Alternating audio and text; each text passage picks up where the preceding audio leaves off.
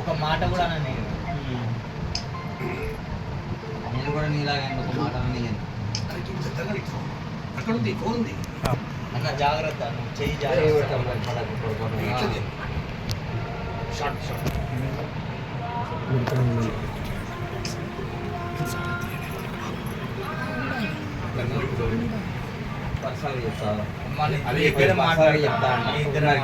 మీరందరూ వెళ్ళండి 5 నిమిషాలు మాట్లాడొచ్చు.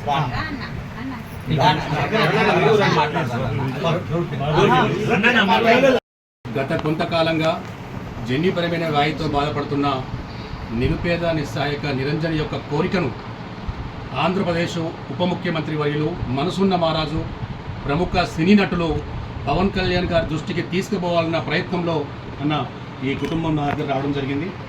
దాంట్లో మెయిన్గా ప్రఖ్యాత ఆధ్యాత్మిక గురువులు ఆ గురువు గారికి నేను చేతులెత్తి నమస్కారం చేస్తున్నాను.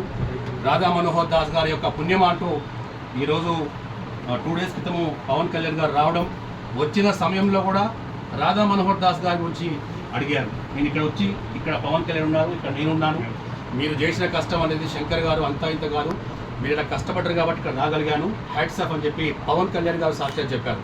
సో మానవతా దృక్పథంతో నేను చేసే ఈ కార్యక్రమంలో అబ్బాయిని ఆనందంగా ఉంచే ప్రయత్నంలో ఒక సోషల్ సర్వీస్ యాక్టివిస్ట్గా నేను 100% విజయం సాధించానన్నా.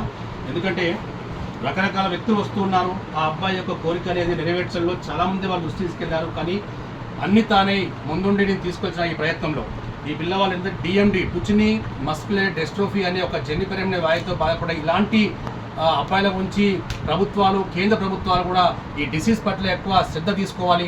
ఇలాంటి నిస్సహాయక స్థితిలో ఉన్నటువంటి పిల్లల పట్ల గవర్నమెంట్లు, ప్రభుత్వాలు హక్కున చేర్చుకోవాలి, వీళ్ళకు ప్రత్యేకమైన ట్రీట్మెంట్ ఇవ్వాలి. ఈరోజు పవన్ కళ్యాణ్ గారు ఈ అబ్బాయి చివరి కోరిక అన్న కోణంలో ఎప్పుడైతే వచ్చారో నిండు మానవతా దృక్పథంతో ప్రముఖ నిర్మాత, మానవతావాది, 100% వీ కెన్ సే ఒక మానవతా దృక్పథంతో బండ్ల గణేష్ గారు ఈరోజు ఆ అబ్బాయిని చూడడానికి ఆ రోజే ట్విట్టర్ చేశారు. తెలుగు రాష్ట్రాల్లో మీ యొక్క మానవతా దృక్పథానికి 100% యాక్సెప్ట్ చేశారు సార్.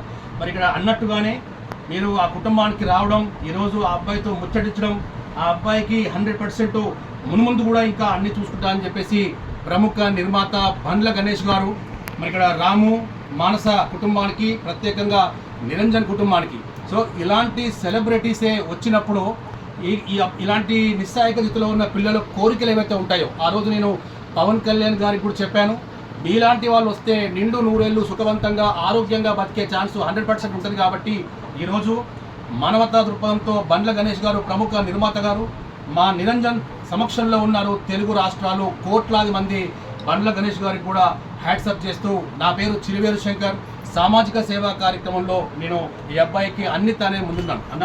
ఈ అబ్బాయి కోరిక నెక్స్ట్ సీఎం రేవంత్ రెడ్డి గారితో తీసుకుంటున్నాను. అకౌంట్లో డిపాజిట్ చేసి ఓకే సార్. బంగారం అన్నీ మంచిగుంటాయి, ఏం కాదు. ఇలాంటి నీ మీద ప్రేమతో సార్ వచ్చి ఇంత దూరం వచ్చిందంటే నాకు చాలా కడుపు నిండిపోయింది. నేను చూడంగాల తక్షణంగా, ఎందుకంటే అక్కడ నాకు గబ్బర్ సింగ్ ఆ ఫోటో చూడంగానే నా హృదయం ఇట్లా చెలించింది నిజంగా. ఆ గబ్బర్ సింగ్ సినిమా తీసింది నేనే, ఆ సార్ నాతో తీపించిండు, ఆయన ఇచ్చిండు. అమ్మా నువ్వు ఆరోగ్యంగా ఉండాలి, బాగుండాలి, దేవుడికి అన్నీ మంచి చేస్తాడు. అమ్మా ఇలా చూసినా ఆయన ప్రేమ కూడా జాగ్రత్త. నాన్నకు 5 లక్షలు చెక్ ఇచ్చిపోతున్నాయి ఇప్పుడు. అమ్మా బ్యాంకులోకి వచ్చిందడే ఎవ్రీ మంత్ నువ్వు ఉంచుకోవాలి ఎప్పటికీ. అమ్మా పవన్ కళ్యాణ్ మన అందరం ఇద్దరం